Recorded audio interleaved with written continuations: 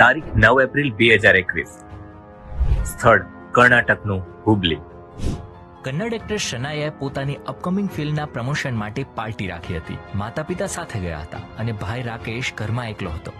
10મી એપ્રિલની મોડી રાત્રે તે ઘરે પરત ફરી રહી હતી અને થાક્યા હોવાથી સૂઈ ગયા હતા. 11મી એપ્રિલે સવારે ઊંઘ ઉડી તો ભાઈ ઘરમાં ન હતો. સમય જેમ જેમ પસાર થતો હતો એમ પરિવાર ચિંતામાં આવ્યો. કેટલાય મિત્રોને ફોન કર્યા, આસપાસ પૂછ્યું, પણ કોઈ અત્તો પત્તો ન લાગ્યો. સાંજે પરિવારે ગુમ થયાની ફરિયાદ નોંધાવી. 12મી એપ્રિલે હુબલી પોલીસને ખબર પડી કે કોઈ છોકરાનું કાપેલું માથું હુબલીથી અંદાજે 12 કિલોમીટર દૂર મળ્યું છે. આ સમાચારથી સનસની મચી ગઈ. પોલીસે સર્ચ ઓપરેશન હાથ ધર્યું તો જંગલની આસપાસના વિસ્તારમાં ધડ અને શરીરના અન્ય ટુકડા પણ મળ્યા. આ કપાયેલા અંગો કન્નડ એક્ટ્રેસ શનાયાના ભાઈના હતા. તપાસ દરમિયાન જે જગ્યાએથી લાશ મળી ત્યાંથી થોડે દૂર બે કાર મળી. એક અમન ગીરા. આખો વિડિયો જોવા માટે ડાઉનલોડ કરો દિવ્ય ભાસ્કર એપ.